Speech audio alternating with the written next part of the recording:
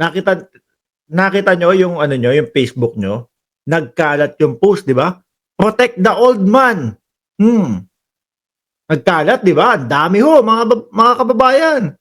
O ngayon, magpo-post din ako, nag-post din ako. Sabi ko, yung mga mahilig mag-basketball, nag-post na din ho, mga bossing. Sabi, Lord, whatever happened, please protect the old man with love. Nako, lalo na ho, mga bossing, yung fan po ni LeBron James, ha? Ay, nako. Yan po yata yung isa sa matatanda diyan sa NBA ngayon, mga bossing Chipamo, sir. Ako fan ho ako ni LeBron James, mga boss Chipamo, sir. Kaya lang, medyo binawas-bawasan ko na ho yung paglalaro ng basketball kasi, mga kababayan, halos hindi na kaya ng oras ko no? Halos hindi na kaya ng oras ko, mga boss Chipamo, sir. Paano yan? Sabi ng mga nagba-basketball, protect the old man daw. Hindi si dating Pangulong Duterte ang ang inilagay. Tapos ito naman mga kababayan, si Larry Gadon may protect the old man din. Nagkalat, sabi ko sa inyo, nagkalat talaga yung protect the old man. Ayan. Sabi dito ni Attorney Larry Gadon, 2022, Lord, whatever happened, no? Please protect the old man with love. Pray for Pope Francis. Ayan. Kasi mga kababayan, nung 2 linggo ang makalipas, di ba, napabalita po na malubha o merong, kumbaga, hindi okay o hindi igi ang kalusugan ni Pope Francis. Yan mga bossing. Lalo na sa mga sa mga kapwa ko Katoliko. Naalala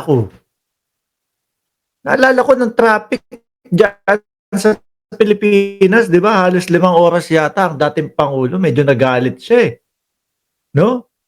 Ano nyo nga sa akin, i-recall nyo nga sa akin kung ano yung sinabi ng dating pangulo na si dating Pangulong Duterte dito kay Pope Francis.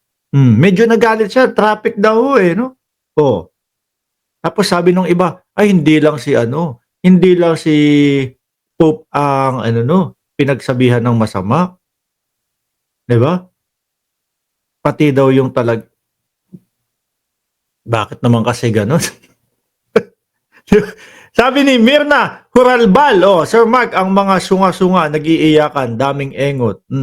Hindi, nagkalat talaga yung protect the old man doon sa Facebook, pati nga ako sa Facebook ko, ang dami. No? Ako naman, ang ipopost ko, dahil nga ako sa hilig ko na mag-basketball, protect the old man ng Lakers, Los Angeles Lakers, LeBron James.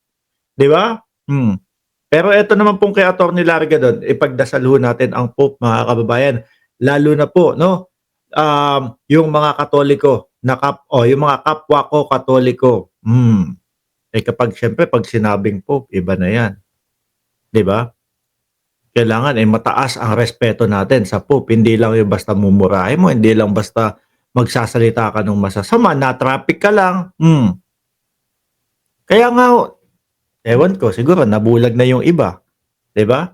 Nabulag na yung iba, na pati yung Pope minumura na. Sila naman po hagalpak pa sa katatawa.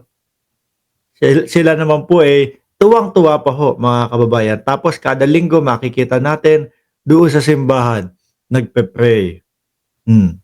Pero kapag ang dating Pangulong Duterte ang nagmura doon sa Pope, okay lang. Ano ba 'yun? Ang hirap, no? Ang hirap maging banal, no? Kapag ikaw ay DDS. Sabi ni Randy, Digong curses and mock God, our Creator, and then you're praying for the Lord to protect Digong. Yun nga ho no? Yun nga ho, sabi ko, kanino magdadasal ito? Kung ang Pope minura at pati po ang nasa itaas, minura, paano yun? Paano sila didinggin nun? Minumura ako niyang dati niyong presidente, tapos ipagdadasal niyo sa akin. Ang hirap, Hindi mo alam kung saan ka tutungo o saan ka pupunta. Di ba, Ma'am Delia Rosario? Nagtatawanan at naghihiyawan sila pagpuon nila. Nagmumura. Sabi ni Ma'am Brenda Barton, shoutout daw kay Ma'am Ai Chang. Kahit sino naman, Sir Mark, hindi mo pwedeng murahin, lalo na ang Diyos. Hindi. Kailangan kasi kapag ka ikaw ay kandidato at ang target mo, mga DDS na na boto, kailangan may murahan dyan eh. Hindi uubra yung eto yung plataforma ko, ganito ang gusto kong gawin, ganito ang gusto kong ayusin sa Pilipinas. Hindi uubra sa kanila yung kailangan mga PI kayo. Kailangan sasabayan mo ng papatayin ko kayo. Huwag kayong loloko-loko, papatayin ko kayo. Kailangan may ganun. Tapos sabay didiinan mo nung mura. Sabay didiinan mo ng mga PI yung gaganon. Tingnan nyo, kuhang-kuha ang boto ng DDS niyan. Magsisigawan yan. Panigurado. Duterte! Duterte! Doon nakuha ni dating Pangulong Duterte, mga kababayan. Pati nga po umabot na sa punto na pati yung Pope ay namura. Pati na po yung nasa itaas namura. Mga kababayan. Parang wala na. Yung mga DDS wala na narinig. Tapos, Lord, please protect the old man po. No?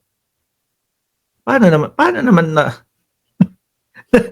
pati yung nasa itaas malilito. Hindi ko na alam kung ano gagawin sa inyo no? Nung minura ako, okay lang sa inyo.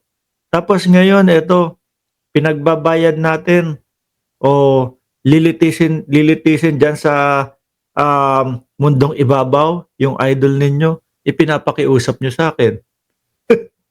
Naprotektahan ko. Ano ba 'yun? 'Di ba? Hindi siguro parang ganito ho 'yun, mga kababayan. Yung tipo ho bang prayer rally. Ayan, 'di ba? Prayer rally, merong prayer rally tapos kapag yung mag-uumpisa na ho yung rally, mga kababayan, o yung tinatawag nilang mautog, maisog, no?